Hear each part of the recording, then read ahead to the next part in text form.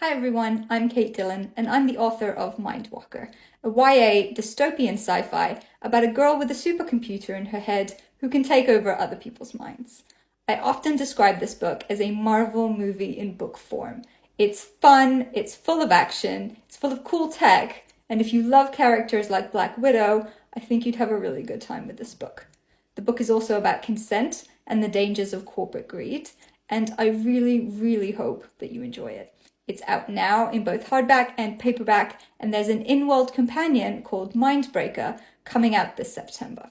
It's impossible to ignore an alarm that's going off inside your head, which is probably why Syntex put it there instead of on my bedside table.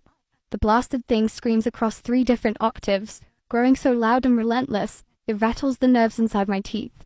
Christ, that was. I curse and throw a pillow over my face, half a second before I remember why that's a terrible idea. Too late, the jolt of electricity surges through my brain. It's only the tiniest bit of current, barely even a spark, but damn, it hurts, every single time. You think I'd have learnt my lesson by now? Urgent alerts aren't optional. Jarvis has already turned the lights on in my room, and their glare is bouncing off the bare, white walls, brighter than is polite for, 4:14 a.m. It's no wonder I feel like death is tap dancing inside my skull. Lena and I were drinking until past 1. Status report, I'd bark, because there's no point wasting words berating the computer in my head.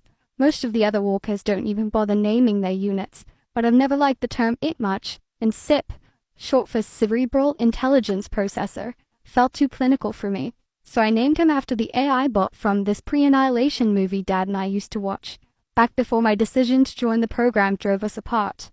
I downloaded the actor's voice print and everything, so that they'd sound the same.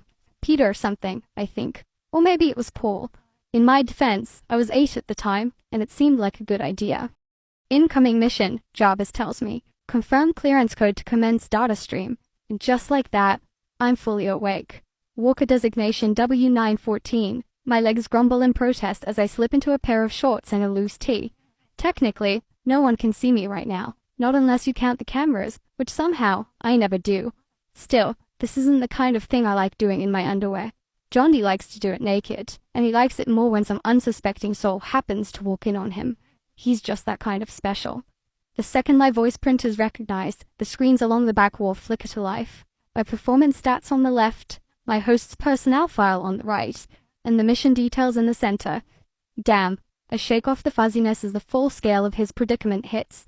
Not only has Lieutenant Cole Rizzler gotten himself stuck inside a classified server farm, he's gone and done it on the wrong side of the demarcation line, which is a problem since everything west of Texas and the Dakotas belongs to the totalitarian militia that cleave the United States in half.